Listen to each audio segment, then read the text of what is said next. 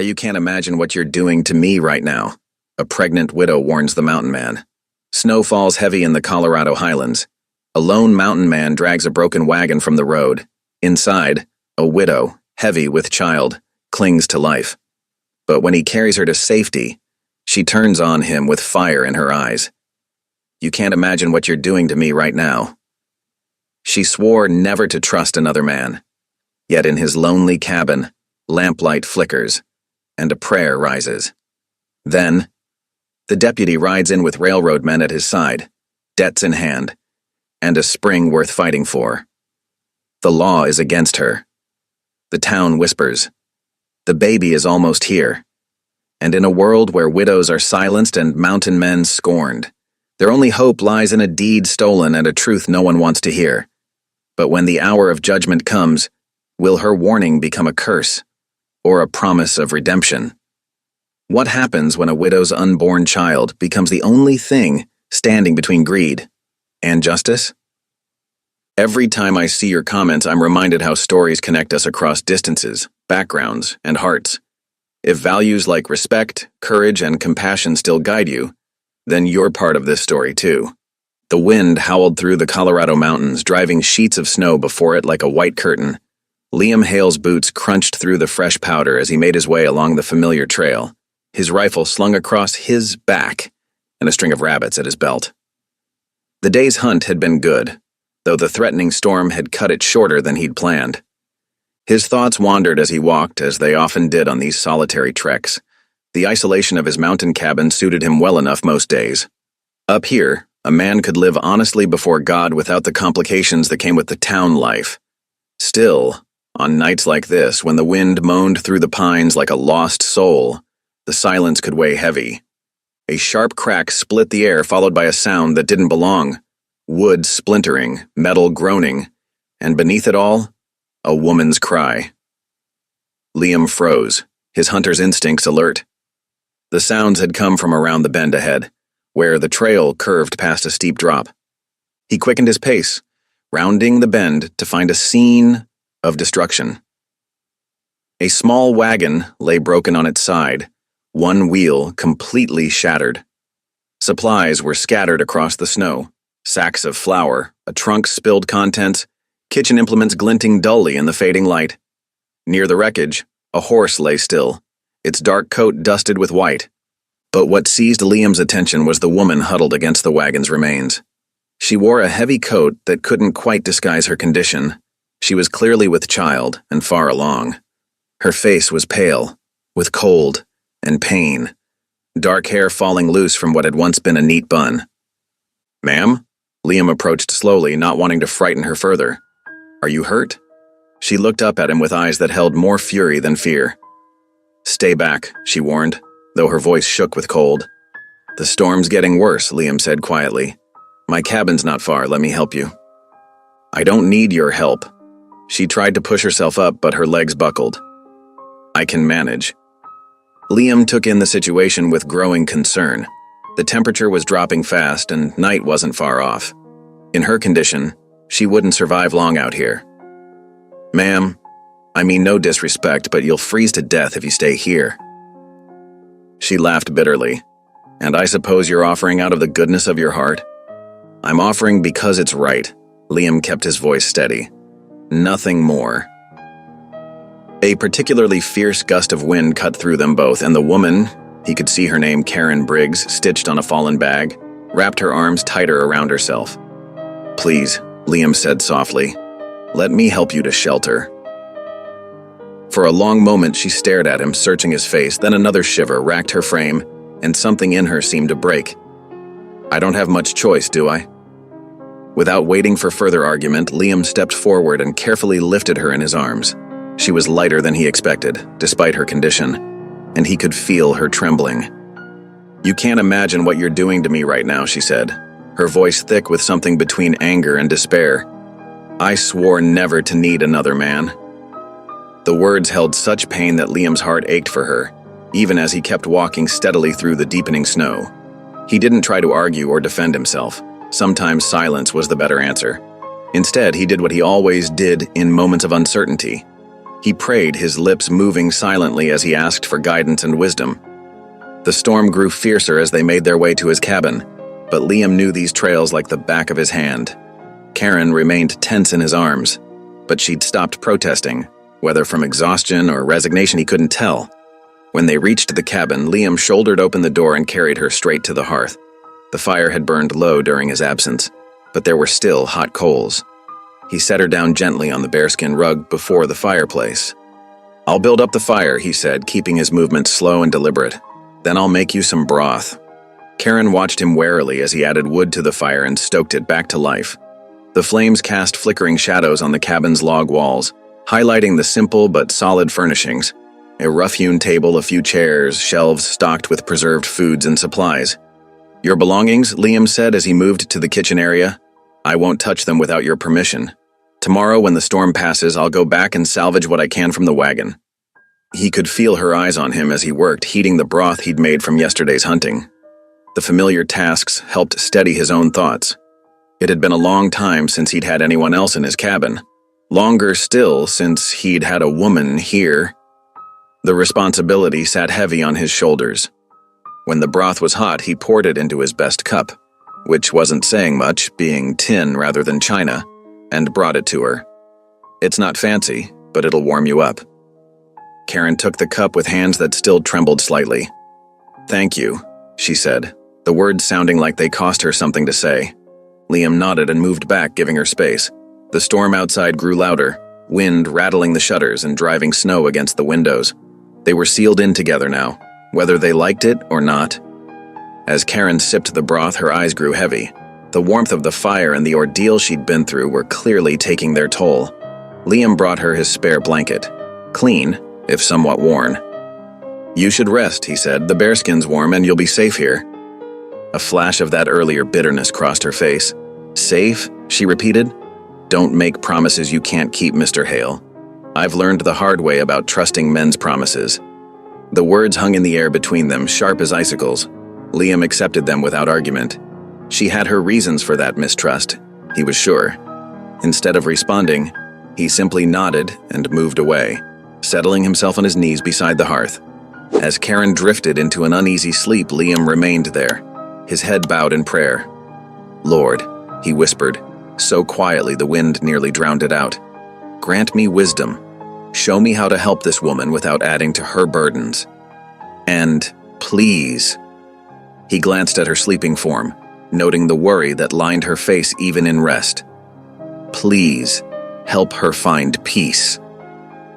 The storm raged on outside, but inside the cabin there was only the crackle of the fire, the soft sound of Karen's breathing, and the whispered prayers of a man asking for guidance in an unexpected situation. The night stretched ahead, long and uncertain, but for now at least, they were both safe from the cold. Liam kept his vigil by the fire, knowing that trust, like warmth returning to frozen limbs, would take time and patience. He could only pray he'd be equal to the task God had set before him. Morning crept into Liam's cabin like a cautious visitor. Pale light filtered through the gaps between the logs, painting thin stripes across the rough wooden floor. Karen stirred beneath the warm blankets, her mind slowly rising from the depths of exhausted sleep. The first thing that reached her consciousness was the rich, homey smell of cooking oatmeal. She lay still for a moment, one hand resting protectively over her swollen belly as she took in her surroundings. The events of the previous day came rushing back. The accident, the snow, the mountain man who'd carried her to safety. The fire had burned down to glowing embers during the night, but the cabin was still reasonably warm. A steady thunking sound from outside drew her attention. Pushing herself up carefully, Karen made her way to the nearest window. Frost had created delicate patterns on the glass, but through a clear spot, she could see Liam Hale at work in the yard. He was splitting logs with methodical precision, his breath visible in the cold morning air. She noticed how he kept his back to the cabin, never once glancing toward the windows. The deliberate way he avoided looking made her realize he was trying to give her privacy, even in this small way. The pot of oatmeal hung near the banked coals, giving off tendrils of steam. Beside it sat a wooden bowl and spoon, clearly set out for her use. Karen's stomach growled, reminding her that she hadn't eaten properly since yesterday's broth. The door opened, letting in a blast of cold air as Liam entered with an armload of split wood. He nodded to her without meeting her eyes. "Morning, Mrs. Briggs. Breakfast is ready when you are." He moved to stack the wood near the hearth, his movements careful and contained despite his large frame. "I can serve myself," Karen said quickly, her voice coming out sharper than she'd intended. "Never doubted it," Liam replied quietly. He straightened up, brushing wood chips from his coat. "I need to check my trap lines. Will you be all right here for a spell?" Karen lifted her chin. "I managed on my own before yesterday, Mr. Hale. I expect I can manage a few hours now." He accepted this with another nod and gathered his gear. Before leaving, he added more wood to the fire and filled the water bucket. "If you need anything." "I won't," she cut him off. After he'd gone, Karen moved around the cabin, taking stock of her situation. Her muscles ached from yesterday's ordeal, and several bruises had darkened overnight. She examined them carefully, grateful that none seemed serious enough to threaten her pregnancy. Still, she couldn't help worrying about the baby, her hands constantly returning to her belly to feel for movement. Her thoughts turned to her horse and wagon. She needed to assess the damage, see what could be salvaged. The snow had stopped, though drifts still piled high around the cabin. Wrapping herself in her coat, Karen made her way outside. The morning air bit at her face as she trudged through the snow to where her poor horse lay. Tears pricked at her eyes as she stroked its cold neck.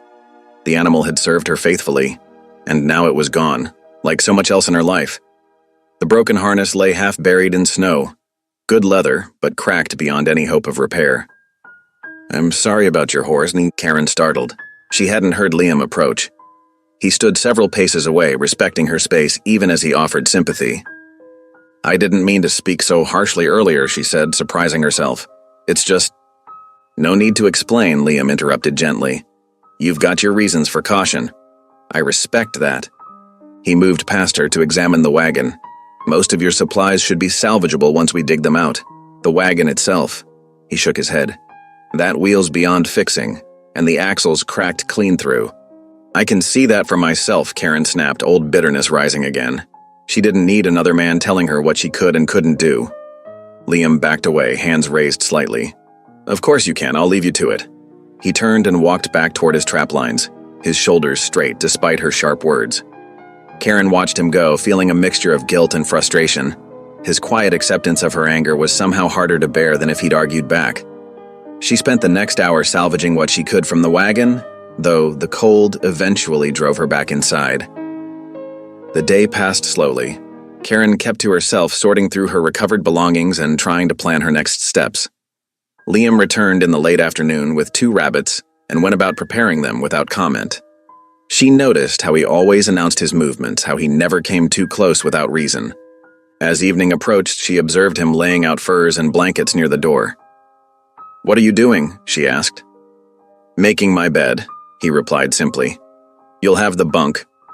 When she started to protest, he added, "It's warmer up there, and better for your condition." The arrangement made sense, but his consideration unsettled her. She was used to men who took what they wanted, who saw her needs as secondary to their own. Her late husband had been that way, for all his charm and promises. Supper was rabbit stew, rich with root vegetables from Liam's stores.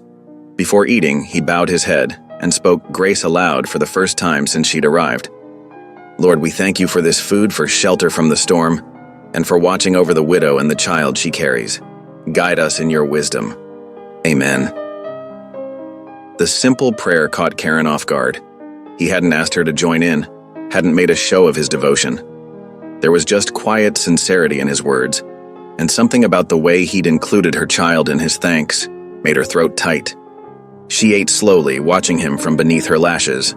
He was nothing like the rough mountain men she'd known before. There was a gentleness about him that seemed at odds with his size and strength. His respect for her boundaries was so careful, so consistent that it was beginning to crack something in her carefully maintained wall of suspicion. Later, as the fire burned low and Liam's steady breathing told her he slept in his place by the door, Karen lay awake in the bunk.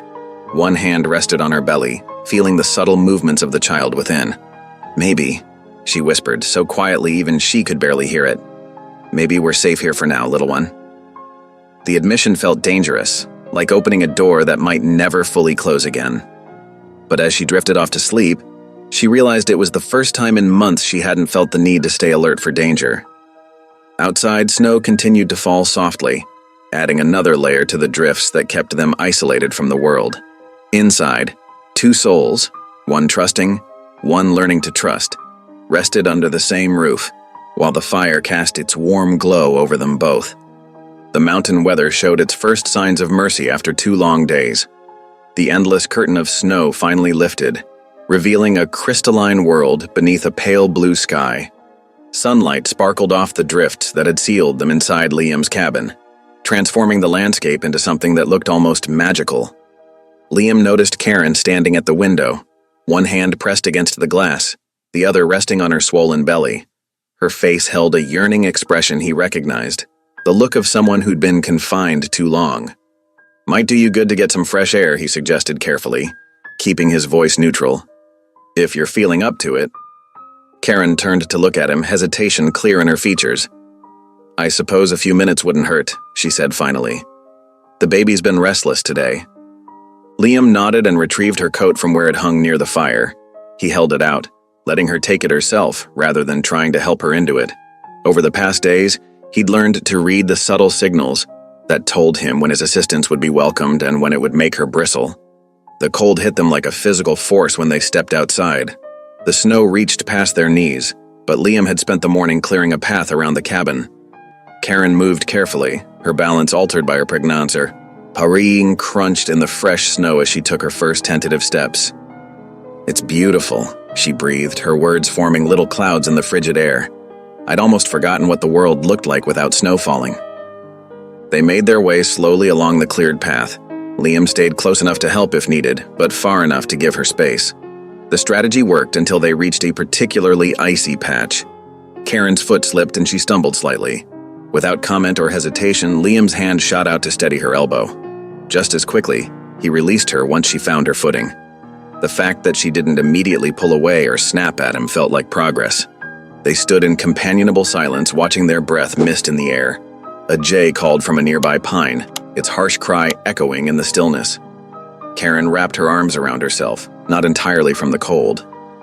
"My husband," she said suddenly, her voice barely above a whisper. "He died in a saloon brawl." The words seemed to surprise her as much as they did Liam. 6 months ago.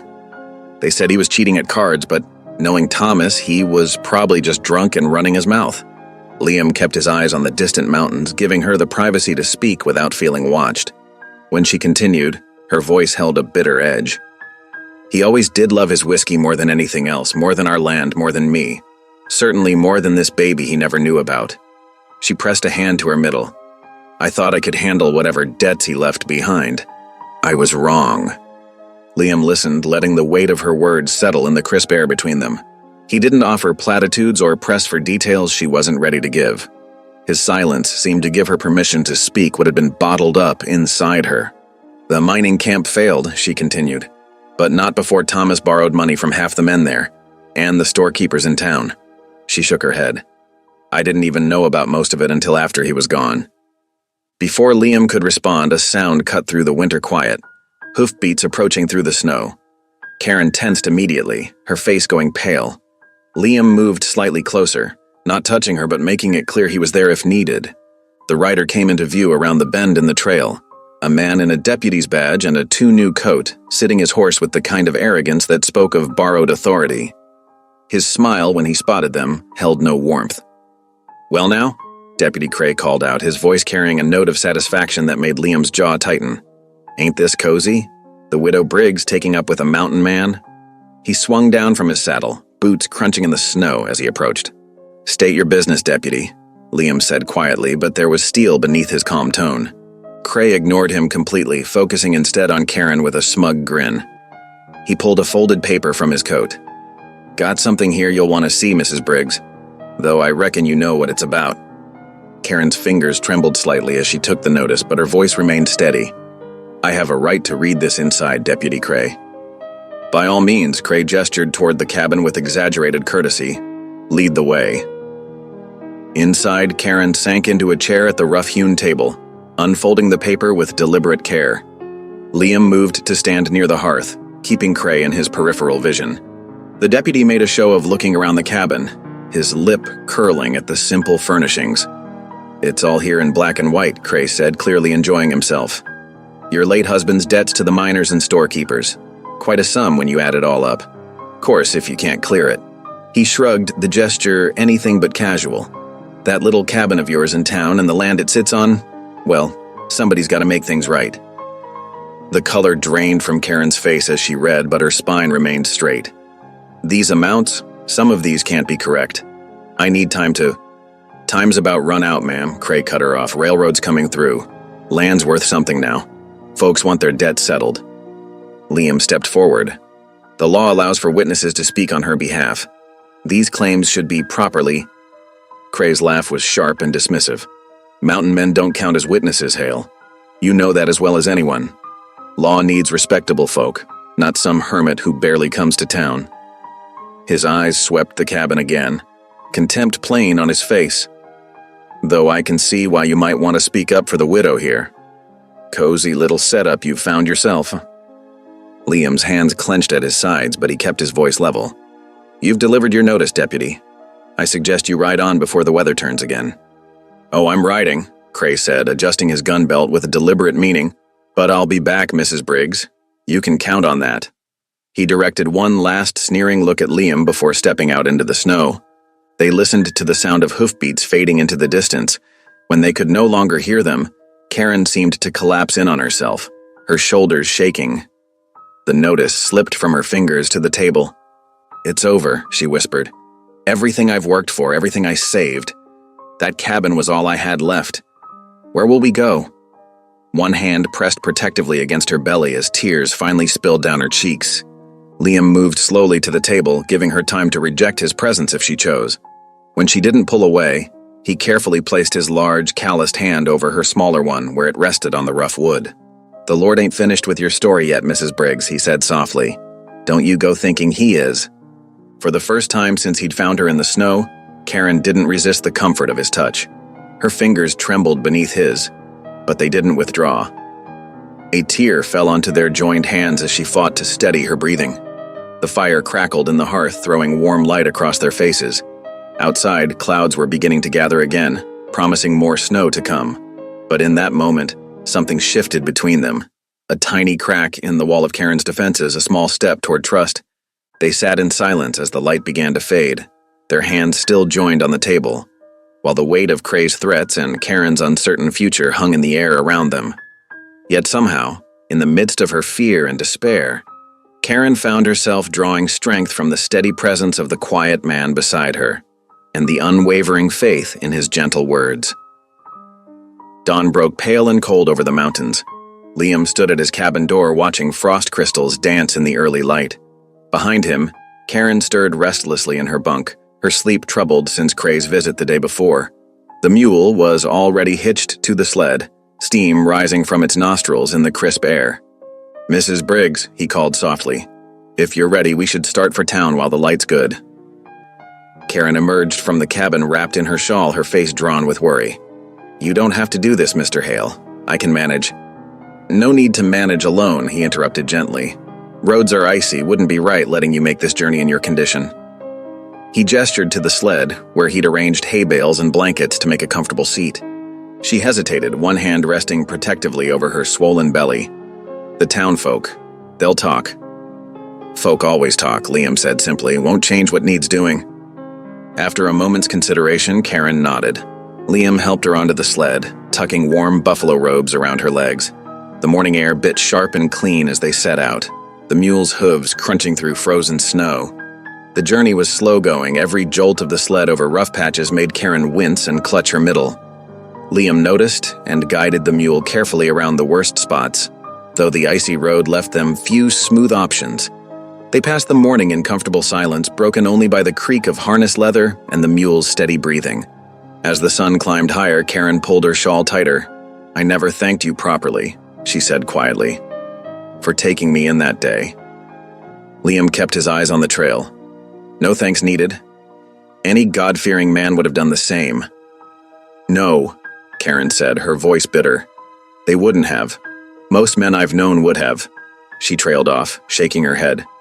"Never mind. It doesn't matter now." The town came into view early afternoon, smoke rising from chimneys against the winter sky.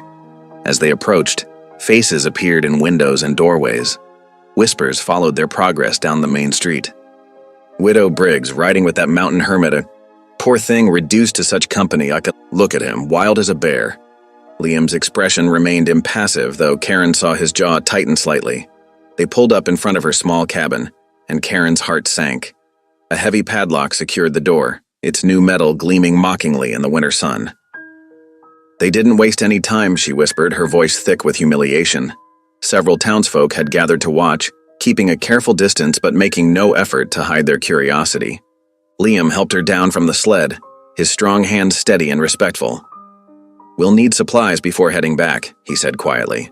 "Might as well visit the general store while we're here." Karen nodded numbly and they made their way down the boardwalk. The store's bell jangled as they entered, and conversation instantly died.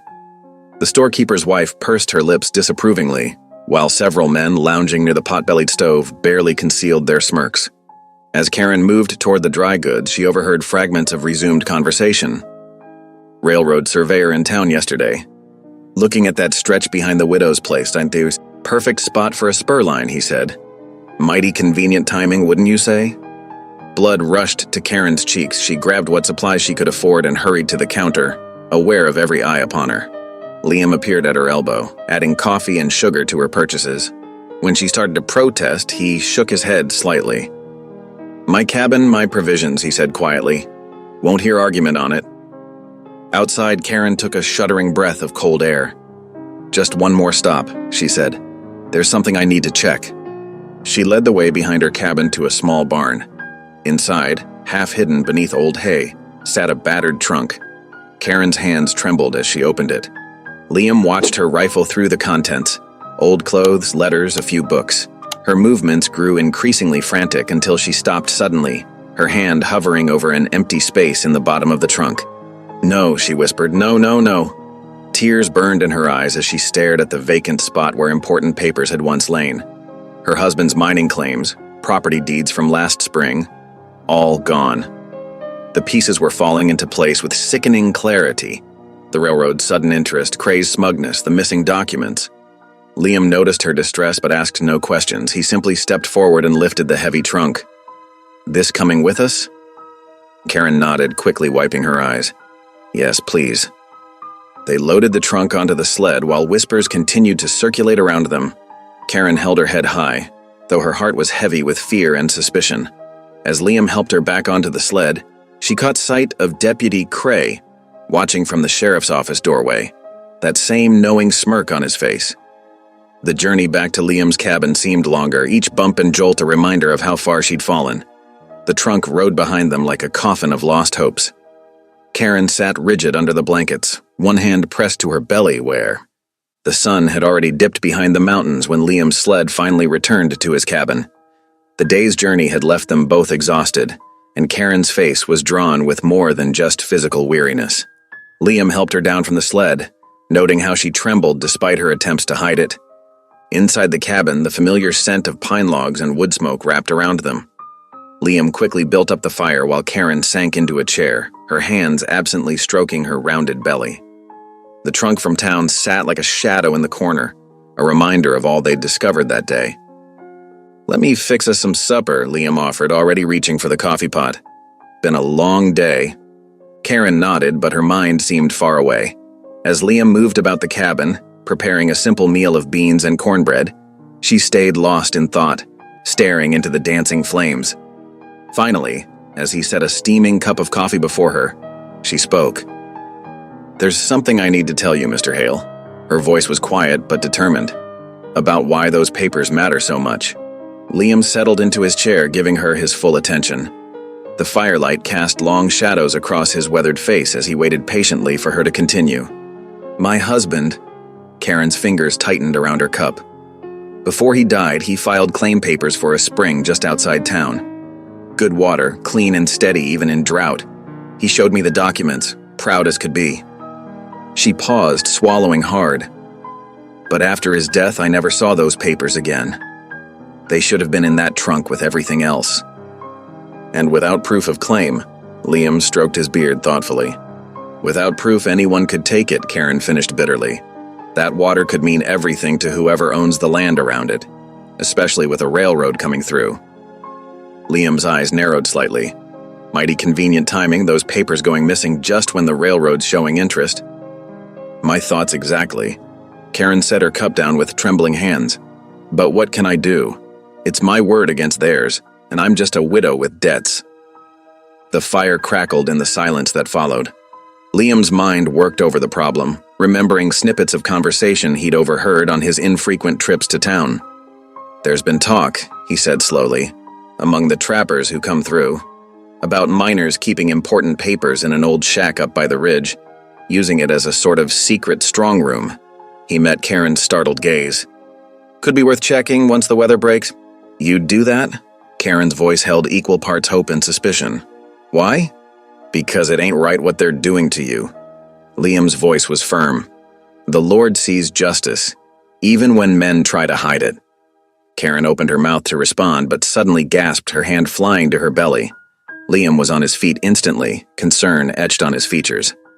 Just a kick, Karen assured him, though her face had paled. Strong one.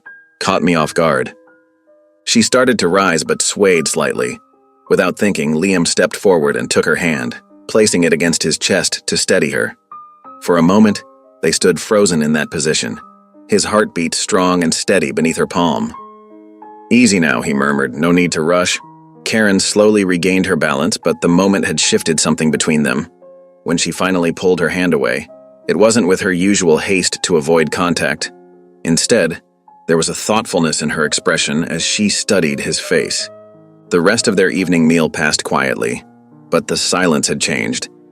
It was no longer taut with Karen's suspicion, but rather filled with shared purpose. Liam served the simple food without ceremony, yet Karen noticed how he made sure she had the larger portion of cornbread, the warmer seat by the fire. As the evening deepened, Liam cleared away their dishes and added more wood to the fire. The familiar routine had become almost comfortable over the past few days. When he knelt for his evening prayers, as he did every night, Karen didn't turn away as she usually did. Lord, Liam's deep voice filled the cabin, we ask for your guidance in these troubled times. Show us your truth in hidden places. Bring light to what's been kept in darkness. He paused, and Karen could hear the genuine emotion in his words. Watch over this household, Lord. Give us wisdom to see your path and courage to walk it. Karen lay in her bunk, eyes closed but very much awake. The words of his prayer echoed in her mind, stirring something she'd thought long buried: hope. Despite herself, despite all her bitter experience had taught her about trusting others, she found herself wanting to believe in this quiet mountain man's promise of help. The fire settled with a soft crack, sending shadows dancing across the cabin's walls. Karen opened her eyes to find Liam arranging his bedroll near the door, as he had every night since bringing her here. The respect in that simple act, the absence of any demand or expectation, spoke louder than words. Mr. Hale, she said softly. He paused in his preparations. Yes, Mrs. Briggs. Thank you for today, for everything. She hesitated, then added, for caring about what's right. Liam was quiet for a moment. Get some rest, he finally said, his voice gentle. Tomorrow's soon enough to figure our next step. Karen settled deeper under her blankets, one hand resting protectively over her child.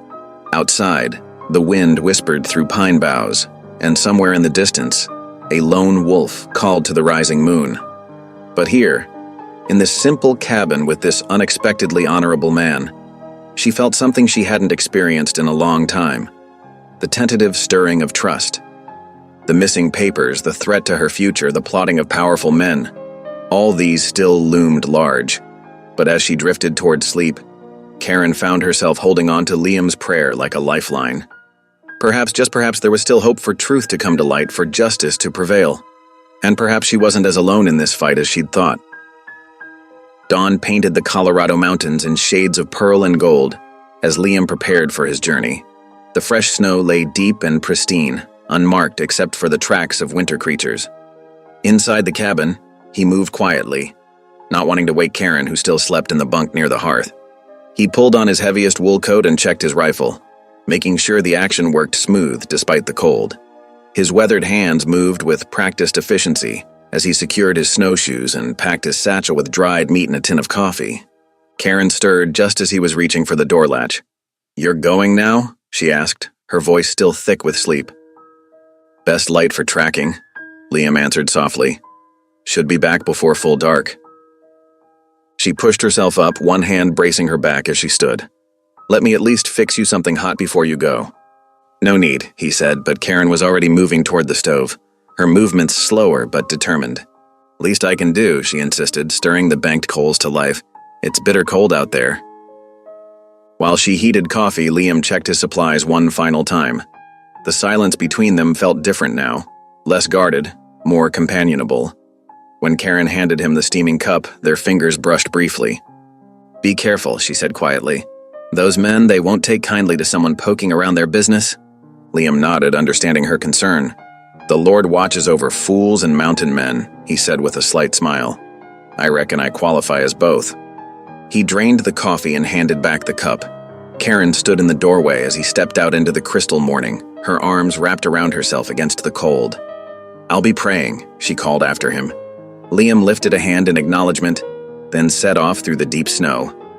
His snowshoes made a soft swishing sound with each step, the only noise in the still morning air.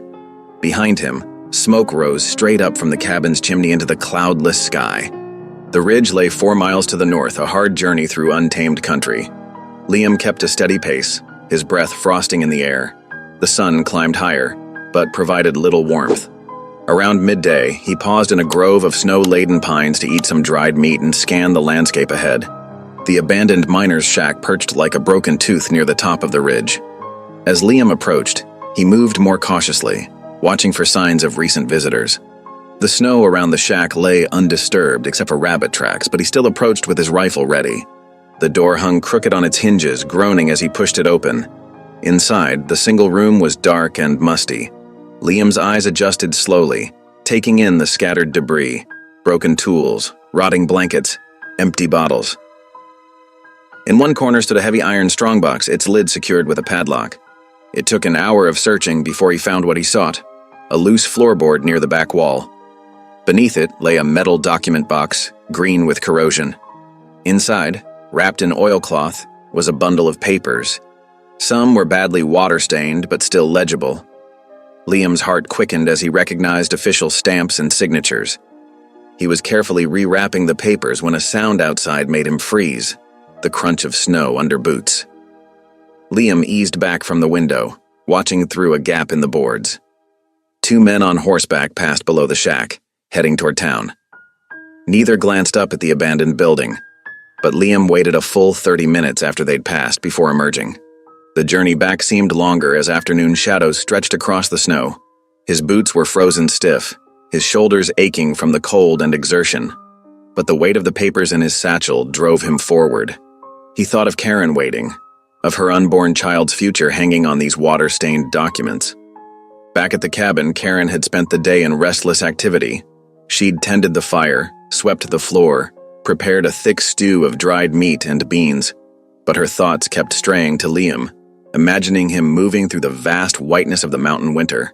Her lips moved in constant prayer as she worked, asking protection for this quiet man who'd risked himself to help her. The sun was setting when she heard the scrape of snowshoes outside. Karen rushed to open the door, relief flooding through her as Liam stepped inside. His beard was rimed with ice, his shoulders dusted with snow, but his eyes held a gleam of triumph. "You found something?" she breathed, helping him remove his frozen coat. Liam nodded, carefully extracting the bundle from his satchel. Karen's hands trembled as she unfolded the oilcloth by lamplight. The papers inside were wrinkled and stained, but the official seals were clear. Land claim documents bearing her husband's signature and the county stamp. "The spring deed," she whispered, tears spilling down her cheeks. "You actually found it." Her fingers traced the familiar signature, remembering how proud her husband had been that day.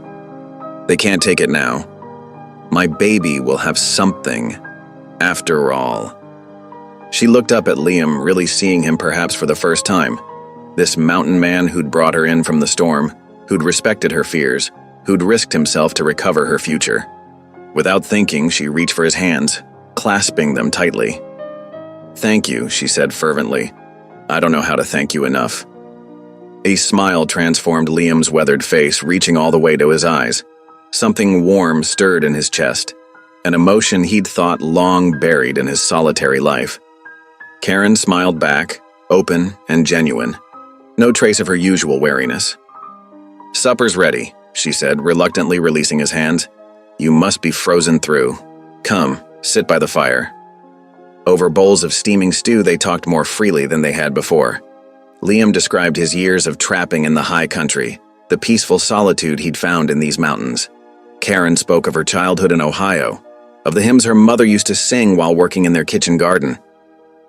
"Come Thou Fount of Every Blessing" was her favorite, Karen recalled, humming a few bars softly. She'd sing it morning and night, said it kept her heart turned toward heaven. "My ma favored Amazing Grace," Liam offered quietly. Used to hear her singing it while she mended by candlelight.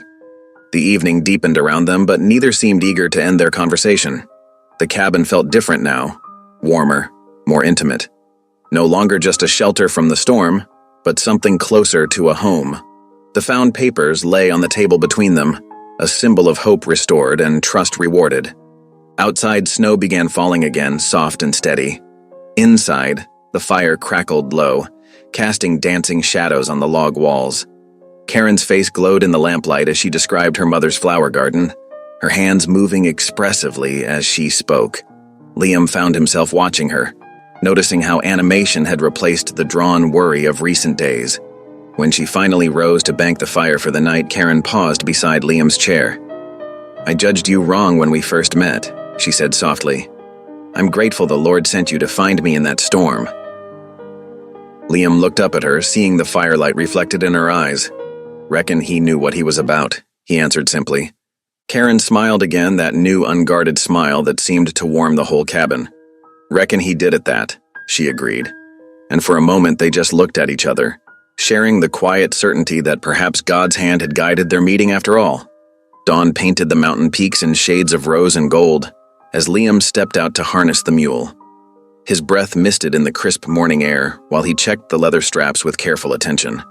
The journey to town would take several hours, and he wanted no mishaps with Karen in her condition. Inside the cabin, Karen wrapped the precious deed papers in oilcloth, tucking them securely into her shawl. Her hands trembled slightly, but determination showed in the set of her jaw. When Liam returned to help her into her coat, she managed a small smile. "Ready?" he asked quietly. She nodded, one hand resting protectively over her rounded belly. "As I'll ever be." Liam had arranged fresh straw and blankets in the sled bed, making it as comfortable as possible. He lifted Karen carefully, settling her among the blankets before taking his place at the reins. The mule's hooves crunched through the crusty snow as they set out, following the winding trail down toward town. The morning was bright and still, broken only by the jingling of harness bells and the steady creak of the sled runners. As they descended, the deep snow gradually thinned, giving way to patches of bare ground. Around mid-morning, Liam pulled up in a sunny clearing to rest the mule. "Might be good to stretch a bit," he suggested, helping Karen down. She walked carefully, working the stiffness from her legs while Liam spread a blanket on a fallen log. From his pack, he produced a cloth-wrapped loaf of bread and a tin of coffee, still warm from the morning's fire. Karen settled beside him on the log, accepting a thick slice of bread with genuine appetite. "First time I felt truly hungry in weeks," she admitted, watching as he poured steaming coffee into 2 tin cups. "Mountain air'll do that," Liam replied, pleased to see color in her cheeks. They ate in companionable silence, sharing the simple meal. A jay scolded from a nearby pine, making Karen laugh, a sound Liam hadn't heard before. It transformed her face, chasing away the shadows of grief that usually lingered there. "Reminds me of my little sister," she said, still smiling. "Always chattering, that one was." "You miss her?" Liam asked gently. Karen nodded, breaking off another piece of bread. "Every day. But she's got her own family now, back east." She paused, then added softly, "Sometimes I wonder if I should have stayed there too." "The Lord has his reasons for leading us where he does," Liam offered. "Yes," Karen agreed thoughtfully, "though sometimes his path seems mighty strange." They shared another quiet smile, understanding passing between them. The morning sun warmed their faces as they finished their coffee, neither feeling the need to rush. Back on the trail, the sled moved steadily toward town. Karen found herself studying Liam's profile as he handled the reins, the quiet strength in his bearing, the gentleness in his weathered hands. So different from her late husband's restless energy and sharp movements. As they approached the outskirts of town, the atmosphere changed. People stopped to stare as they passed, conversations falling silent. Karen felt the weight of judgment in their eyes, a pregnant widow riding into town with a mountain man. She sat straighter, lifting her chin. Outside the general store, a cluster of well-dressed ladies drew back, whispering behind gloved hands. Their disapproval was plain in every gesture. Liam kept his eyes forward, but Karen saw the slight tightening of his jaw. The courthouse stood at the center of town, its wooden steps worn smooth by years of boots. Liam helped Karen down from the sled, staying close as she navigated the steps. Inside, the clerk's office was warm and dim, smelling of dust and ink. The clerk, a thin man with wire-rimmed spectacles, looked up from his ledger. His gaze moved from Karen to Liam, his lip curling slightly at the trapper's worn buckskins. "May I help you?" he asked, addressing Karen while pointedly ignoring Liam. "I need to register this deed," Karen said firmly, unwrapping the spring claim documents. The clerk took the papers with obvious reluctance, examining them through narrowed eyes. "These are quite damaged," he observed, "and filed rather late, wouldn't you say?" "They were misplaced after my husband's death," Karen explained, "but the claim is legal and properly witnessed." The clerk shuffled through the papers with exaggerated slowness. "There are certain outside interests to consider. The railroad has plans for water rights in this region." Liam's hands clenched at his sides, but he held his peace. Karen stepped forward, her voice steady but polite. "The claim predates any railroad surveys," she insisted. "Please just register the deed." The clerk sighed heavily, making a show of consulting other documents. Minutes stretched into an hour as he raised one objection after another. Liam remained silent, though Karen could sense his growing frustration. Finally, with obvious disapproval, the clerk raised his stamp. "I'll register it," he said, bringing the stamp down with unnecessary force. "But don't think this settles everything. That spring is already under review for railroad use. These things have a way of working themselves out." The threat in his words was clear. Karen gathered the newly stamped papers, her hands steady though her heart raced. "Thank you for your time," she said with dignity. Outside the courthouse, a group of children playing marbles stopped to stare at Liam. One boy pointed at his fur-trimmed coat, giggling. "Look at the wild man," he called to his friends. "Bet he lives in a cave." Before Liam could respond, Karen turned on them, her eyes flashing. "That man is worth 10 of your fancy townfolk," she declared sharply. "He's a Christian gentleman who helps those in need, while others stand back and judge." The children fell silent, shamefaced. Their mothers hurried them away, shooting scandalized looks over their shoulders. Liam touched the brim of his hat to Karen, his eyes warm with gratitude. The journey back to the cabin was quieter, both of them processing the day's events. The sun was setting by the time they arrived, painting the snow-covered peaks in deep gold. Liam helped Karen down from the sled, his hands gentle and sure. Inside, he built up the fire while Karen prepared a simple supper. The familiar tasks felt comforting after the tensions of town. As darkness gathered outside, Karen settled in her chair by the hearth, one hand resting on her belly. Softly, almost unconsciously, she began to hum, an old lullaby her mother had sung to her. The melody filled the cabin, sweet and clear. Liam paused in his work, listening with quiet reverence to the ancient tune of comfort and protection. The fire crackled low, casting warm shadows on the log walls. Outside, an owl called into the gathering night, but inside the cabin, there was only the gentle sound of Karen's lullaby and the peaceful sense of being home. The mountain morning dawned crisp and clear 2 days after their visit to town. Karen stood at Liam's cabin window, watching sunlight sparkle off fresh snow while she kneaded dough for breakfast biscuits. The peaceful scene shattered as 3 riders appeared on the trail, their horses' hooves breaking through the crusty snow. Her hand stilled in the dough. "Liam," she called softly, "we have company." Liam moved to the window, his expression darkening as he recognized Deputy Cray's swagger. Behind him rode 2 well-dressed men she didn't know, their tailored coats and polished boots marking them as city folk. "Railroad men," Liam muttered, reaching for his rifle.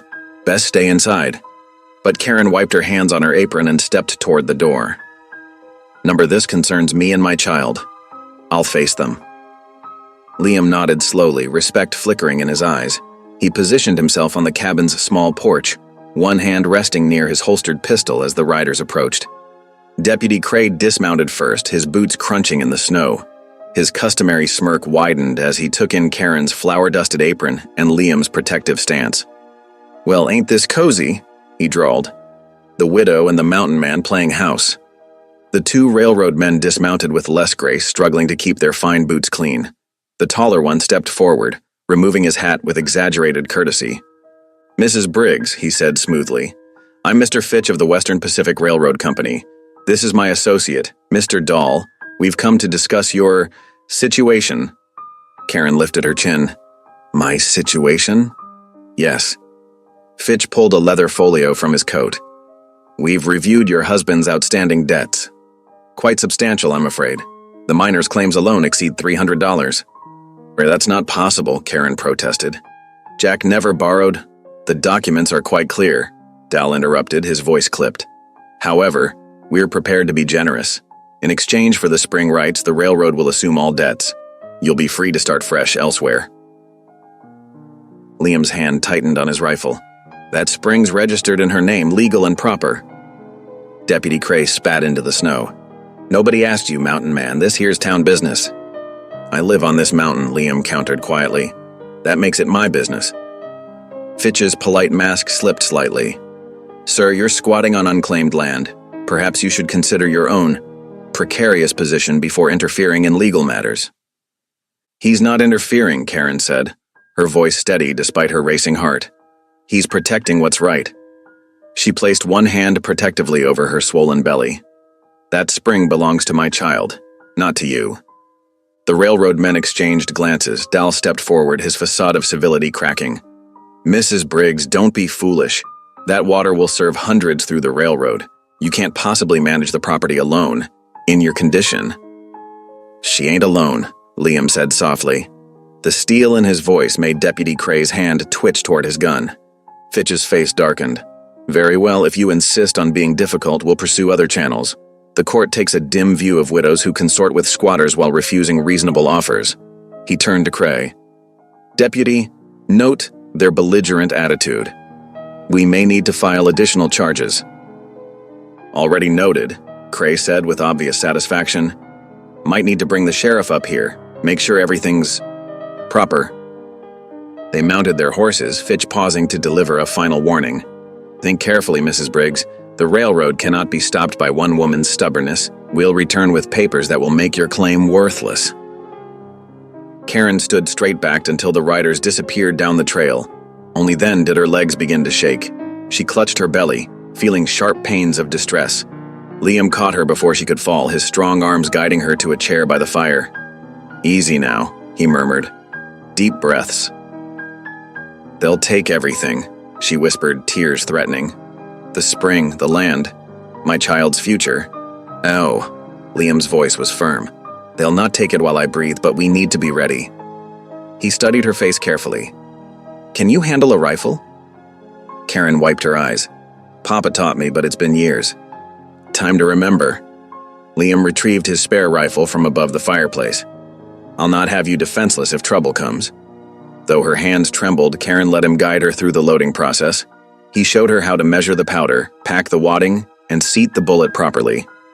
"Take your time," he instructed. "Steady hands make true shots." Karen tried to protest. "I don't want to hurt anyone." "Neither do I," Liam agreed quietly. "But sometimes showing strength prevents worse trouble." He helped her sight along the barrel, adjusting her grip. "Besides, the Lord expects us to protect what's right." They practiced until her arms ached, Liam patient with every fumbled reload. As afternoon faded toward evening, heavy snow began falling, thick flakes swirling past the windows. The dropping temperature drove them inside, where the fireplace cast warm light against the gathering gloom. Karen prepared their evening meal mechanically, her thoughts churning with the day's confrontation. Liam seemed to understand her need for silence, speaking only to offer thanks before they ate. The cabin felt different now, no longer just a refuge but a fortress against gathering threats. Their quiet meal was punctuated by the crack and pop of burning logs and the soft whisper of snow against the windows. Outside, darkness settled over the mountain like a heavy blanket, but the cabin glowed with firelight, a beacon of warmth and resistance in the winter night. Karen watched the flames dance, one hand resting on her belly where her child kicked restlessly. Beside her, Liam cleaned his rifle with methodical care, his presence solid and reassuring. Though no more words passed between them, their shared resolve filled the cabin, a determination to protect what was right, no matter what storms gathered on the horizon. The newly loaded rifle stood ready by the door, a silent testament to the gravity of their situation. Yet somehow, its presence brought not fear, but a grim comfort. They were prepared now, for whatever might come. Snow continued falling outside, adding another layer of isolation to their mountain sanctuary. But within the cabin's walls, the fire burned bright and steady, much like the quiet strength that had begun to grow between its inhabitants, a strength that they would surely need in the days ahead. Morning light filtered through frost-covered windows, casting long shadows across Liam's cabin floor. Karen sat at the rough-hewn table, her fingers drumming restlessly against the wooden surface. The confrontation with the railroad men yesterday had left her feeling caged despite the cabin's sanctuary. She watched Liam gathering his gear for morning chores, his movements steady and practiced. The familiar sound of his boots on the plank floor somehow both comforted and agitated her. "I'm coming with you," she announced, pushing herself up from the table. Liam paused, concern crossing his weathered features. "The path's icy, and in your condition, I can't sit here all day wondering if those men will return." Karen reached for her shawl, wrapping it tight around her shoulders. "I need to do something useful." "Ain't wise to strain yourself," Liam cautioned, but seeing the determination in her eyes, he nodded slowly. "We'll start with the closer chores then." Outside, the morning air bit sharp and clean. Karen's boots crunched through fresh snow as she followed Liam to the water barrel. Her breath came in white puffs, matching the rhythm of her careful steps. "I'll fetch the water," she insisted, reaching for the bucket. "At least let me—" Liam started, but Karen had already grasped the handle. The weight of the filled bucket made her arms tremble, but she lifted it anyway, water sloshing over the rim. Each step back to the cabin was a battle against her ungainly balance. Liam walked beside her, hands ready to catch the bucket if needed, but respecting her need to manage alone. By mid-morning, Karen had helped stack firewood, though each log felt heavier than the last. Her back ached fiercely, but she pressed on, ignoring Liam's concerned glances. The physical work helped quiet her churning thoughts about the railroad men's threats. The afternoon sun had begun its early winter descent when they heard hoofbeats approaching. Karen tensed, her hand instinctively moving to her belly. Liam reached for his rifle, but relaxed slightly as a familiar figure emerged from the trees. An elderly Cherokee woman rode toward them on a sturdy pony, her gray hair bound in a thick braid. She wore a mix of traditional dress and settler clothing, with a medicine pouch hanging at her waist. Her dark eyes missed nothing as she surveyed the scene. "Auntie May?" Karen breathed in relief, recognizing the respected midwife from town. Liam stepped forward to help the older woman dismount, though she managed quite capably on her own. "The Miller family sent word you might need my help," she said, her voice warm but direct. "I see they were right." Karen felt tears threatening. Just the sight of another woman, especially one known for her wisdom and healing, broke through some of her careful control. "I'm grateful you've come." "Let's get inside," Auntie May said, noting Karen's pallor. "You've been pushing yourself too hard today." Inside the cabin, Liam built up the fire while Auntie May unpacked her bundle of supplies. Her gnarled fingers sorted through packets of dried herbs with practiced efficiency. The familiar scents of raspberry leaf and chamomile filled the air as she prepared tea. "Drink this," she instructed Karen, passing her a steaming cup. "It will ease the aching in your back and help the baby settle." Karen sipped obediently, the warm liquid soothing her throat. Liam moved quietly around them, hanging Auntie May's cloak to dry and providing an extra chair. "Now then," Auntie May said, settling herself by the fire, "tell me what's troubling your spirit. The baby feels your worry." The story spilled out of Karen, her husband's death, the debts, the threatening railroad men, and her fear of losing everything. Through it all, Auntie May listened intently, her weathered face showing both compassion and understanding. When Karen finished, the older woman was quiet for a moment, stirring the fire with a stick. "You carry a heavy load," she finally said, "but you're making it heavier by refusing help." "I don't want to be a burden," Karen protested. "I've already imposed on Liam's kindness." "Stop." Auntie May's voice was firm but gentle. "Strong women endure not by standing alone, but by knowing when to trust. The Creator gives us community for a reason." She glanced at Liam, who had been listening silently from his place by the door. "Some are sent to help carry our burdens."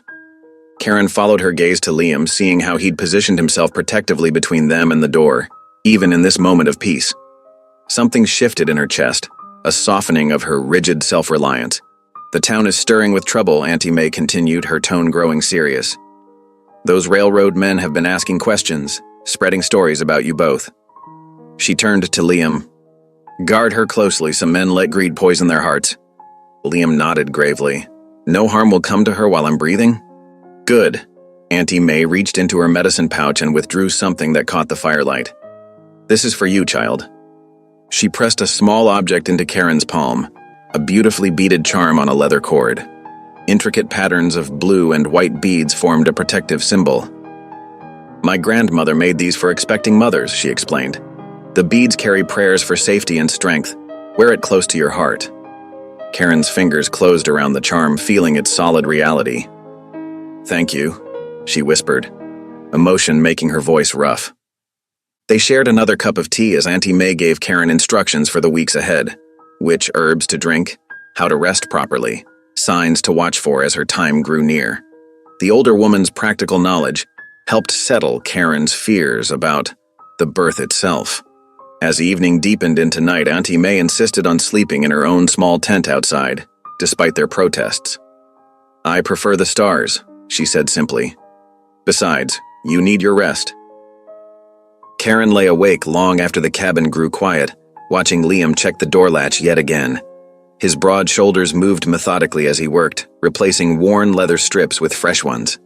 The soft sounds of his careful work filled her with an unexpected sense of peace. Her fingers found the beaded charm at her throat, warming it with her touch. Something Auntie May had said echoed in her mind. The Creator gives us community for a reason. Looking at Liam's solid presence, she realized that for the first time since Jack's death, she felt truly safe. The night pressed cold against the window panes, but inside the cabin was warm with shared purpose. Karen placed one hand on her rounded belly, feeling her child move beneath her palm. The other hand still clutched Auntie May's charm, its beads smooth and reassuring against her skin. Whatever troubles the railroad men might bring, she was no longer facing them alone. Dawn arrived with frost glittering on every branch. Karen woke to find Auntie May already mounted on her pony, ready to return to town. The older woman's dark eyes were kind but serious as she gave final instructions. "Remember what I said about trust," she told Karen. "It's not weakness to accept help from those the Creator sends." She glanced meaningfully at Liam, who stood respectfully nearby. Sometimes strength comes in unexpected forms. Karen clutched the beaded charm, watching until Auntie May's figure disappeared among the trees. Behind her, Liam resumed his work on the door latch, each strike of his tools steady and sure. The morning sun caught his profile, highlighting the gentle determination in his features. In that moment, Karen felt the last of her defensive walls begin to crumble. She was tired of carrying everything alone, tired of fighting her need for help. Whatever dangers lay ahead, she knew now that facing them together was not surrender, it was wisdom. The charm warmed against her skin as she turned back to the cabin, ready to face another day in their shared sanctuary. Outside, snow began falling again, soft and steady, while inside, the fire crackled with promise of warmth yet to come. The winter wind howled outside Liam's cabin, but inside, warmth and routine had settled into a gentle rhythm. Karen sat near the fire, her nimble fingers working with scraps of fabric she'd salvaged from her trunk. The pieces were modest, faded calico, worn flannel, and bits of soft muslin, but under her careful hands they transformed into tiny garments for the baby. Liam watched her work as he cleaned his rifle by the window. The quiet industry of her sewing brought a homely comfort to his cabin that he hadn't known he missed. The firelight caught the silver thread of her needle as it dipped and rose, dipped and rose like a bird in flight.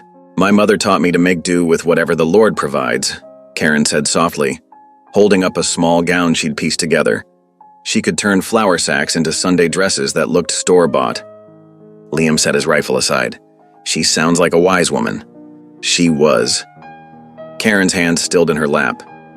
Every morning, rain or shine, she'd read from her Bible and sing hymns while she worked. Said it kept her spirit lifted through hard times. She smiled at the memory.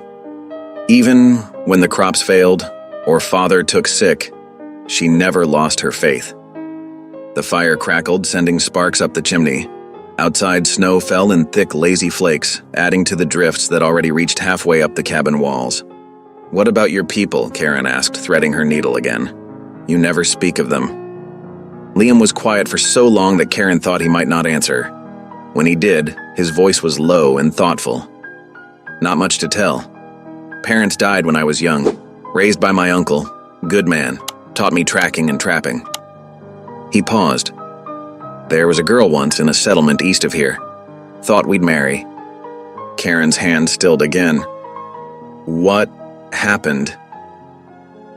"She chose another, a shopkeeper with clean hands and proper manners." Liam's smile held no bitterness, only old acceptance. After that, the mountains seemed like better company than townfolk. Until now. Karen's question hung in the air between them. Before Liam could answer, a knock at the door made them both start. It was Auntie May, bringing more herbs and checking on Karen's progress. The old woman's visits had become regular, a bridge between their isolated cabin and the wider world. Later that evening, after Auntie May had gone, Karen noticed a tear in Liam's coat hanging by the door. Without thinking, she took it down and began to mend it. "You needn't trouble yourself," Liam protested, but Karen shook her head. "It's no trouble, besides you've done so much for me." She worked steadily, her stitches neat and even. When she held the coat out to him, their hands brushed. A current of awareness passed between them, and Karen felt heat rise in her cheeks. "Much obliged," Liam said softly, his eyes holding hers with an intensity that made her breath catch. They both looked away quickly, suddenly conscious of how close they stood. The moment shattered at the sound of horses approaching. Liam moved swiftly to the window, rifle ready but not raised. Through the gathering dusk, he could make out several men on horseback near the ridge. Their fine coats and surveying equipment marked them as railroad men. Karen joined him at the window, her hand instinctively finding his arm. "What are they doing?" "Marking land," Liam said grimly, laying out where their track might go. His finger tightened on the rifle's trigger guard, but he didn't lift the weapon. "You could drive them off," Karen whispered. "They're trespassing." Liam shook his head slowly. "Violence breeds violence. I've seen too many good men ruined by reaching for a gun when patience might have served better." He guided Karen away from the window. "True justice isn't always fought with bullets." Karen studied his face in the dim light, seeing beyond the rough beard and weathered features to the quiet strength beneath. This was a man who had chosen solitude not from bitterness, but from principle, who had learned that power lay in restraint as much as action. The railroad men moved on after a while, their lanterns bobbing like fallen stars along the ridge. Karen and Liam sat by the fire, the tension slowly easing from their shoulders. "Tell me more about your mother's hymns," Liam said, finally stoking the fire. "It's been a long time since I heard proper singing." Karen smiled and began to hum softly, her clear voice rising to fill the cabin with remembered comfort. Liam closed his eyes, letting the music wash over him like gentle rain. Days passed in this way, each one adding another thread to the fabric of their shared life. Liam would set out at dawn to check his trap lines and hunt, bringing back rabbits or grouse for their pot. Karen kept the cabin, sewing and preparing for the baby, her movements growing heavier as her time drew near. In the evenings, they talked more freely. Karen spoke of her childhood on a small farm, of helping her mother tend a kitchen garden and learning to read by lamplight. Liam shared tales of his years in the mountains, the beauty of summer meadows above timberline, the loneliness of winter storms, the peace he found in wild places. Sometimes they sat in comfortable silence, each lost in their own thoughts while the fire burned low. Karen would work on her sewing while Liam whittled or mended traps. The quiet between them held no awkwardness now, only a growing awareness of how their separate paths had led them to this shared shelter.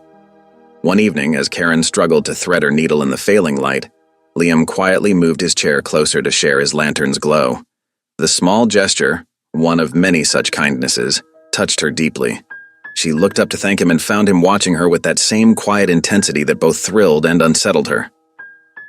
"I never thought to have company through these winter months," he said softly. "Never thought I'd want it." "And now?" Karen asked, her heart beating faster. Before he could answer, they heard horses approaching again. This time, Liam's movement to the window was protective rather than aggressive. The railroad men had returned, their voices carrying clearly in the cold air as they discussed grades and water rights. Karen watched as Liam's hand tightened on his rifle, then deliberately relaxed. His face showed the struggle between righteous anger and chosen peace. In that moment, she understood that his restraint came not from weakness, but from a deep well of faith. Faith that justice would prevail without violence, that God's timing was better than man's. She placed her hand on his arm, feeling the tension in his muscles. "You're a good man, Liam Hale," she whispered. He covered her hand with his own, rough palm warm against her skin. Together they stood in the shadows, watching until the railroad men moved on, their threats and schemes powerless against the quiet strength of two hearts choosing trust over fear. The baby kicked then, as if sensing the moment's importance. Karen laughed softly, breaking the tension. She guided Liam's hand to her belly, letting him feel the strong movement beneath. "Life goes on," she said simply. "Despite their schemes and our fears." Liam nodded, his touch gentle as he withdrew his hand. "The Lord provides," he said, echoing her mother's faith. "In His own time and way." That night, as the fire burned low and snow continued to fall, Karen lay awake in her bed, listening to Liam's steady breathing from his pallet near the door. She thought about how her desperate flight from town had led her here, to this unexpected sanctuary with this unexpected man. Her mother had always said that God's greatest gifts often came disguised as trials.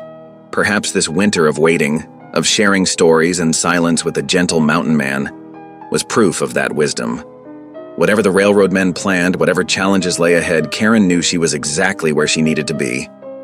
Outside, the wind sang through pine boughs heavy with snow, while inside, two hearts beat in peaceful rhythm, each discovering that solitude need not mean loneliness, and that strength could be found in surrender to grace. Morning light filtered through frost-covered windows as Liam pulled on his heavy coat. The cabin's warmth had made the leather supple again, though patches of wear showed at the elbows and cuffs. He checked his rifle and powder, then began gathering empty sacks for supplies. Karen watched him from her chair by the fire, anxiety written across her face. Her hands moved restlessly over her swollen belly, as if trying to soothe both herself and the child within. "Please don't go," she said softly. "We can make do with what we have." Liam shook his head, his movements deliberate as he checked his saddlebags. Flour's nearly gone, and we're down to the last pinch of salt. Winter's far from over. He glanced at her with gentle concern. "You need proper food, especially now." "The railroad men are watching the trails," Karen insisted, struggling to rise from her chair. "And Deputy Cray has no cause to stop me buying supplies." Liam helped her up, his large hands steady and sure. "I aim to be back before sunset." Karen gripped his sleeve, her fingers white-knuckled against the worn fabric. "I have a bad feeling about this, Liam. Those men, they're not bound by law or conscience." "The Lord watches over His own," Liam said quietly. He covered her hand with his for a moment, then gently disentangled himself. "Keep the door barred. I'll knock 3 times when I return." Karen followed him to the door, watching as he mounted his mule.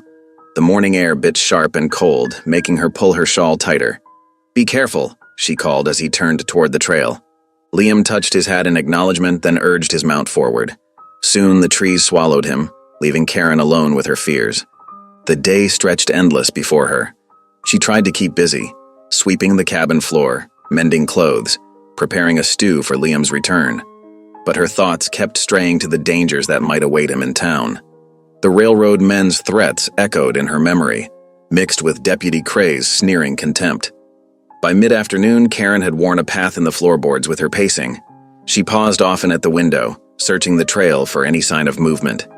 The winter light began to fade early, painting long shadows across the snow. The first gunshot made her jump. It echoed faintly from the valley, followed by two more in quick succession. Karen pressed her hands to her mouth, stifling a cry. More shots followed, then silence fell heavy as the gathering dusk. Hours crawled past. Karen kept the fire built up, its light a beacon in the darkness. She jumped at every sound. The crack of frost-split wood, the cry of a night bird, the whisper of wind through pine boughs. Her prayers became a constant murmur, "Please, Lord, please bring him home safe." Just when despair threatened to overwhelm her, 3 distinct knocks sounded at the door. Karen hurried to unbar it, then gasped at the sight that greeted her. Liam stood swaying in the doorway, one eye swollen shut and blood crusted at the corner of his mouth. His coat was torn, and he held himself stiffly, as if every movement caused pain. "My God," Karen breathed, helping him inside. "What happened?" Liam stumbled to a chair, grimacing as he lowered himself into it. "Ambush," he managed. "Railroad men caught me loading supplies, said I was trespassing on company land."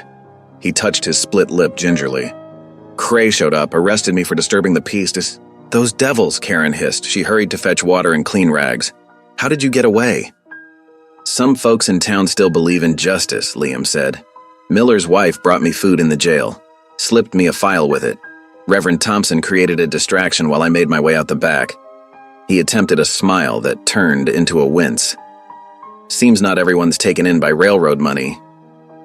Karen began cleaning his wounds with trembling hands. "You shouldn't have gone. I told you it was too dangerous." Her voice caught. "What if they'd killed you?"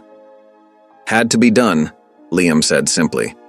He caught her wrist gently as she dabbed at a cut above his eye. "Karen, look at me." She met his gaze, tears spilling down her cheeks. "I'd take worse than this to keep you and the little one safe," he said softly. "Much worse." Karen's hand stilled against his cheek. "Don't say such things," she whispered. "I couldn't bear it if—" She broke off, turning away to wring out the bloodied cloth. Liam watched her move about the cabin, gathering supplies to tend his injuries. Despite his battered state, a warmth spread through his chest at her obvious concern. When she returned with bandages and a pot of Auntie May's healing salve, he submitted to her ministrations without protest. Karen worked in silence, cleaning each cut and bruise with careful attention. Her touch was gentle but thorough as she spread the pungent salve over the worst of the damage. When she finished, she sat back on her heels, studying his face with worried eyes.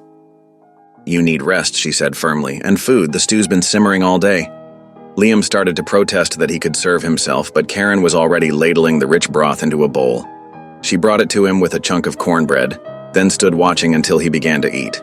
Outside, snow had begun falling again, soft and steady. The cabin felt snug against the growing storm, filled with warmth and the savory smell of stew. As Liam ate, Karen moved about, banking the fire and setting things in order for the night.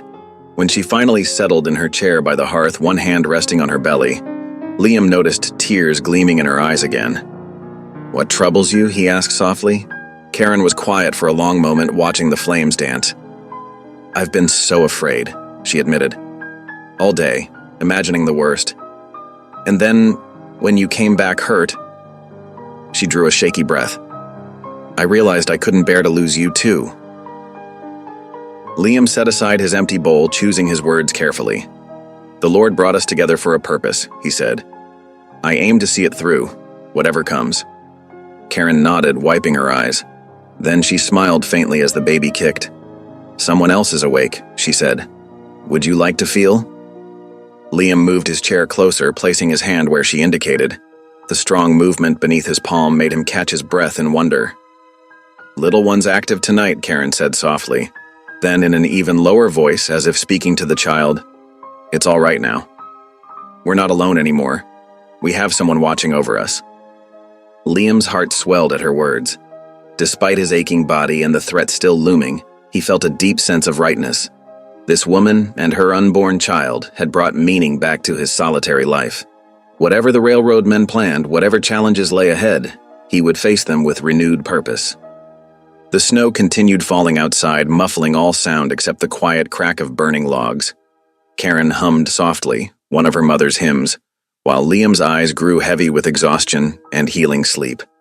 In that peaceful moment, the day's violence seemed far away, unable to touch the sanctuary they'd built together. Finally, Karen insisted that Liam take her bed near the fire, refusing his protests that he could manage on his pallet by the door. "You need proper rest to heal," she said firmly, helping him settle onto the soft furs. "I'll keep watch tonight." Too weary to argue further, Liam allowed himself to be tended to. As he drifted toward sleep, he felt Karen's gentle touch smoothing his hair back from his forehead. Her whispered prayer followed him into dreams. "Lord, keep him safe. Keep us all safe." Karen sat in her chair by the fire, one hand resting protectively over her child while she watched Liam sleep. Despite her fear and anger at what had been done to him, she felt an unfamiliar peace settling over her. They were not alone in their struggle. God had given them each other, and somehow that would be enough. Morning light crept reluctantly through the frost-covered windows of Liam's cabin. Karen stood at the rough-hewn table, methodically folding clean cloths into neat squares. Her fingers trembled slightly as she worked, betraying the worry that had settled deep in her bones. The railroad men's threats echoed in her mind. They would return, of that she was certain. Men like that never simply gave up what they wanted. She glanced at Liam, who dozed fitfully in the chair by the hearth, his bruised face testament to their ruthlessness. "We need more wood," she murmured, mostly to herself. The winter showed no signs of loosening its grip, and the woodpile had dwindled faster than expected. Liam stirred at her words, wincing as he straightened in the chair. "I'll see to it."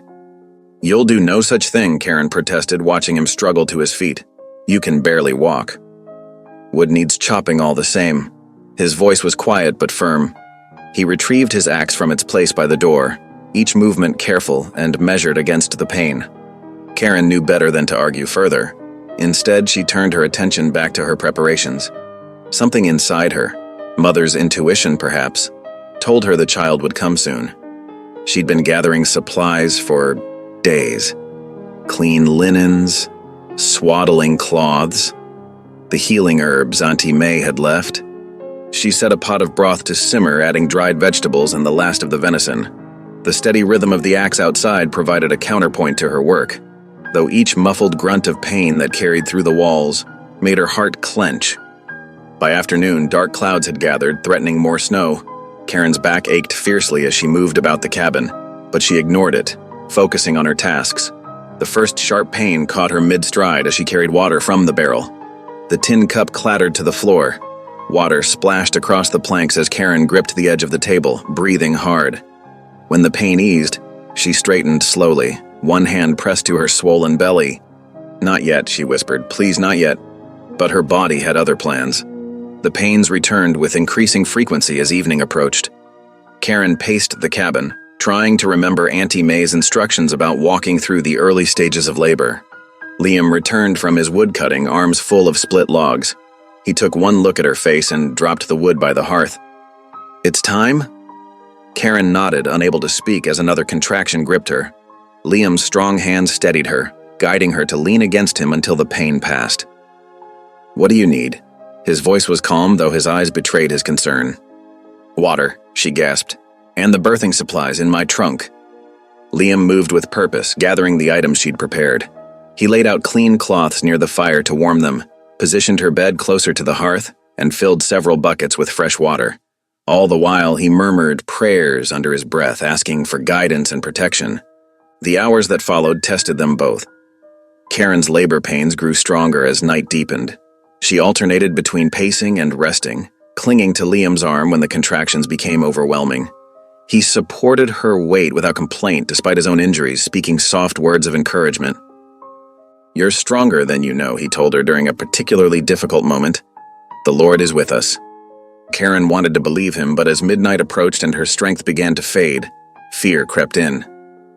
"I can't," she sobbed after an especially painful contraction. "I can't do this alone." "You're not alone." Liam's voice was firm. "I'm right here. We'll see this through together." He helped her walk another circuit of the cabin, supporting most of her weight now. When she could no longer stay upright, He eased her onto the bed, propping her up with every pillow and blanket he could find.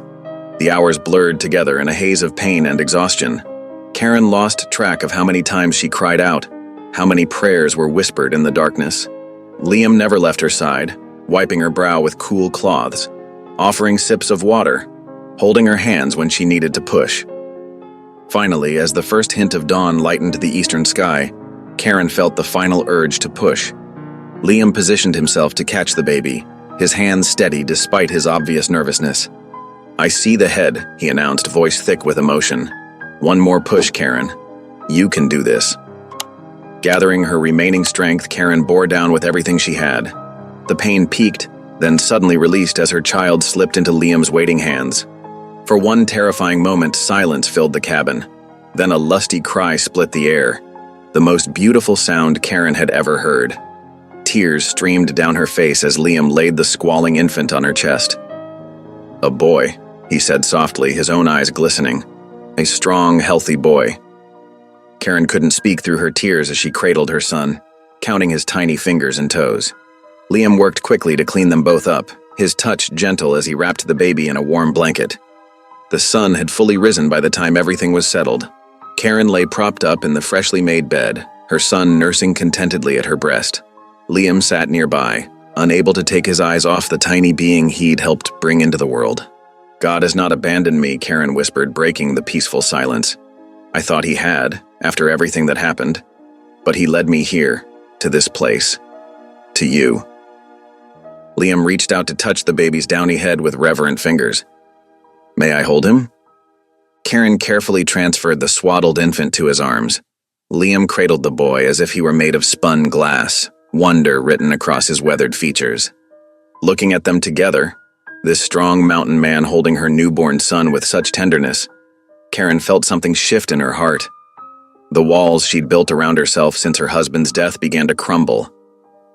"You've given me more than safety," she said softly, watching Liam rock her child. "You've given me a chance to believe again. In goodness. In God's mercy." She reached out to touch his arm. "In love." Liam's eyes met hers, full of emotion he couldn't express. Instead, he carefully returned the baby to her arms and knelt beside the bed.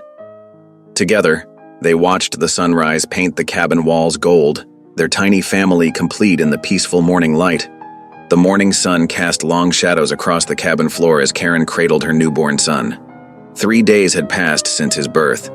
3 days of quiet joy, of learning his tiny features, of watching Liam's gentle way with the infant. But their peace shattered when a boy from town arrived, breathless at their door. "Deputy Craze called a hearing," the youngster announced, handing Liam a crumpled notice. "Tomorrow morning at the church, about the spring." Karen's arms tightened around her baby.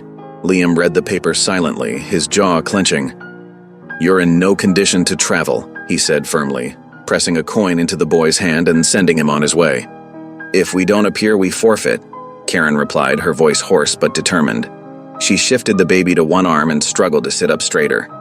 "If we don't stand, our son has no future." "You've barely recovered," Liam protested, moving to steady her. "The trail's treacherous and the church is cold." "Then we'll bring extra blankets," Karen met his concerned gaze. "This isn't just about us anymore." Liam ran a hand through his beard, conflict clear on his face. Finally, he nodded. "We'll leave at first light. But you'll ride in the sled, well bundled, and we'll stop if you need rest." They spent the evening preparing. Karen nursed the baby frequently, knowing tomorrow would disrupt his routine. Liam gathered their warmest blankets and carefully loaded the sled with hay for cushioning. He also cleaned his rifle and tucked it under the seat, not a threat but a reminder that they weren't defenseless. Karen barely slept, listening to her son's soft breathing beside her. In the deepest part of night, she heard Liam praying by the fire. "Lord, give us wisdom. Give us strength. Protect this child and his mother." Dawn brought bitter cold. Liam helped Karen into the sled, tucking blankets around her and the baby until only their faces showed. The infant stayed remarkably quiet as they set out, lulled by the gentle motion and his mother's warmth. The journey seemed endless. Every jolt sent pain through Karen's still tender body, but she refused to complain. Liam walked beside the mule, checking on them frequently. When they finally reached town, the streets were already busy with people heading toward the church. Whispers spread as they passed. Some women crossed themselves at the sight of Karen with her newborn. Others pointed at Liam's presence beside them. "Shameless," someone muttered. "Poor widow," another voice countered. "At least the mountain man's standing by her." The church had been hastily converted into a courtroom. Wooden benches faced the pulpit, where a table now served as the judge's desk. Railroad men in fine coats sat near the front, their clean boots and pressed suits a stark contrast to the townspeople's worn clothing. Deputy Cray lounged near them, smirking as Liam helped Karen inside. She clutched her son closer, grateful for the blanket's shelter from unfriendly eyes. They found seats near the back, where Liam could watch the door while supporting Karen. Judge Harrison entered, a circuit judge known for fairness, though his tired eye suggested the railroad's influence weighed heavily. He called the room to order, his gavel echoing against the church's high ceiling. "Case regarding water rights to Briggs Spring," he announced. "Railroad interests versus Widow Briggs." He peered at Karen over his spectacles. "I understand you've recently given birth, Mrs. Briggs. This couldn't wait?" "No, Your Honor." Karen's voice quivered but held steady. "My son's future cannot wait." The railroad's lawyer rose smoothly. "We sympathize with Mrs. Briggs's condition, but progress cannot be delayed. The spring lies along our proposed route. The town's growth depends on reliable water for steam engines." "I have my husband's deed," Karen interrupted, earning a sharp look from the judge. Liam helped her stand, supporting her elbow as she approached the bench. The spring was legally claimed and recorded. The lawyer smiled thinly. "A claim filed by a dead man, witnessed by no one of standing, and now we find her living with a mountain man of questionable reputation." Murmurs rippled through the crowd. Karen felt heat rise in her cheeks, but before she could speak, her baby began to fuss. The small sound echoed in the sudden quiet. Instead of hiding the child, Karen adjusted the blanket to show his face.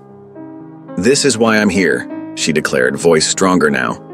"My husband's choices brought me grief, but his last good act was claiming that spring for his child's inheritance. I have the deed, signed and witnessed, found where dishonest men hid it." Deputy Cray stood abruptly. "You can't prove—" "The papers were properly filed," Karen continued, speaking over him. "Ask your clerk. 3 days ago, we registered them officially." The judge leafed through documents before him, frowning. "The filing appears correct, though some might question the timing and circumstances of their discovery." He looked pointedly at Liam, who had moved to stand protectively behind Karen. "And your connection to this man? The town has concerns about his influence." Karen felt Liam tense behind her. Without hesitation, she reached back and took his hand, turning to face the crowded church. Gasps and whispers erupted at her bold gesture. "He is my witness," she announced clearly. "My protector. When others would have left me to die in the snow, he offered shelter. When others mocked or threatened, he stood firm. He found the stolen deed at risk to himself, asking nothing in return." She lifted her chin. "If this town questions his character, then it questions mine as well." The baby chose that moment to let out a lusty cry. Karen rocked him gently, but didn't back down from the judge's steady gaze. "The spring belongs to my son. No amount of railroad money changes that truth." Silence fell heavy as a winter blanket. The railroad men exchanged glances. Deputy Cray's face darkened with barely contained rage. The townspeople waited, breath held, as Judge Harrison removed his spectacles and polished them slowly.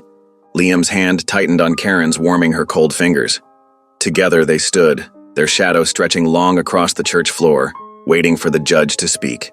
Note: stopping here as requested, having covered all the outlined events up to the moment before the verdict. The text includes Karen's recovery, the news arrival, the journey to town, and the courtroom confrontation, culminating in her public declaration of Liam as her protector. Judge Harrison's fingers drummed against the worn wood of the pulpit-turned bench. His eyes darted between the railroad men's polished buttons and Karen's trembling form.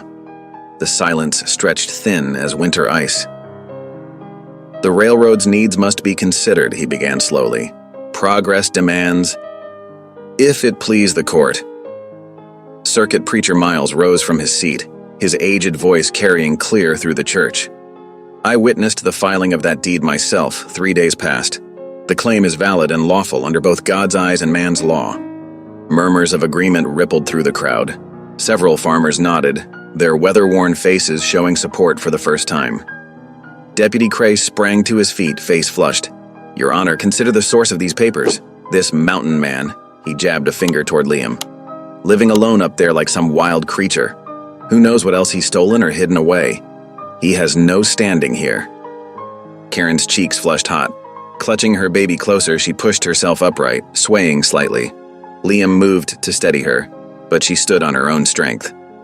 "This man may not wear a badge," she declared, voice ringing with emotion, "but he gave me dignity when no one else would. You can't imagine what you're doing to me right now, asking me to deny the only true friend left to me." Tears glimmered in her eyes, but her spine remained straight. "He protected me when others would have left me to die. He defended my child's rights when others would have stolen them." The room fell silent, save for her baby's soft cooing. Judge Harrison removed his spectacles, studying Karen's face for a long moment. Finally, he cleared his throat. "The deed is properly filed, the claim stands." He raised his voice over the railroad men's protests. "This court finds in favor of Mrs. Briggs. The spring remains with her land, for her child's inheritance." The railroad men stormed out, boots striking hard against the floorboards. Deputy Cray followed, face dark with fury. But townfolk began approaching Karen and Liam, offering shy smiles and tentative congratulations. Liam's bruised hand found Karen's shoulder, squeezing gently. They shared a look of quiet triumph, while their son slept peacefully, unaware that his future had just been secured. The journey back to the cabin felt lighter, despite the cold wind whipping across the valley. Patches of winter sunlight broke through the clouds, painting the snow-covered slopes in gleaming silver. Karen held her son close, wrapped snugly in layers of wool while Liam guided the mule with steady hands. Inside the warmth of the cabin, Karen watched as Liam carefully placed her husband's deed into a sturdy wooden box. His movements were gentle, reverent almost, as he set it beside the hearth where it would stay dry and safe. The papers that had caused so much strife now seemed such simple things, just ink and paper that would secure her child's future. Karen settled into the rocking chair, nursing her son while afternoon light streamed through the window. Above, she could hear Liam's boots on the roof, the steady rhythm of his work as he patched weak spots before the next storm. His deep voice carried down, humming fragments of an old hymn that made her smile. Amazing Grace, though he seemed to know only every other line. When evening came, they shared a simple supper of venison stew and cornbread.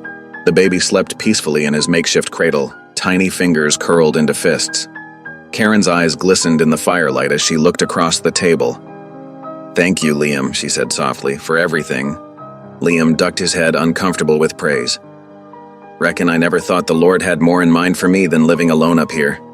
Thought that was my lot." He paused, running a hand through his beard. "But seems he had other plans." The fire crackled in comfortable silence. Karen's heart thundered in her chest as she gathered her courage. "Would you consider staying?" she asked gently. "Not just as our guardian, but—" She drew a steadying breath. "As family." Liam's eyes widened. Without a word, he rose and knelt beside her chair. His calloused hand reached out, covering the baby's tiny fist where it rested against her arm. The touch was as light as a feather, full of wonder and possibility.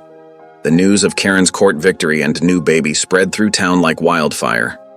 Over the next few days, a steady stream of visitors made their way up the snowy path to Liam's cabin, now their cabin. They came bearing gifts wrapped in cloth and warm wishes in their hearts. Mrs. Peterson from the general store brought a bolt of soft cotton for swaddling clothes. The miller's wife arrived with a sack of fresh ground flour, and 3 men from church hauled up seasoned firewood on their sleigh.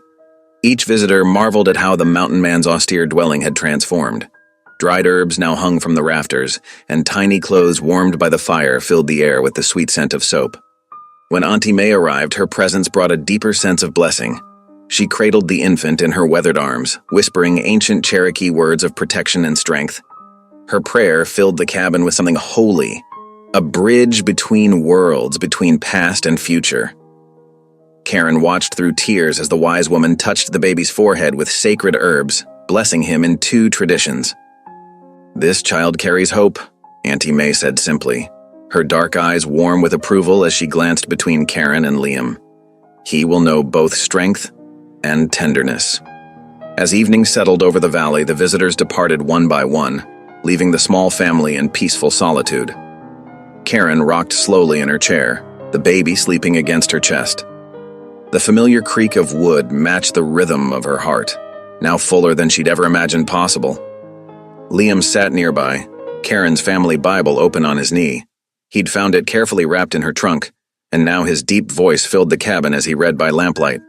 The words of Psalms flowed like honey, his rough frontier accent somehow making them more genuine, more immediate. The baby stirred and Karen stroked his downy head. "He has a father now," she whispered, her voice thick with emotion. "A real father." Liam's reading faltered. He looked up, firelight catching the moisture in his eyes. "And he said hoarsely, "I finally have a home." Together they bowed their heads in prayer, the small family united in gratitude. Outside, snow fell silently, but its threat was gone. The storm that had once forced them together now seemed like a distant memory, replaced by the promise of spring and new beginnings. Thank you for listening. Stories connect us in the most unexpected ways. If you felt that spark today, make sure you're subscribed. I share a new one daily, and the next might change your day.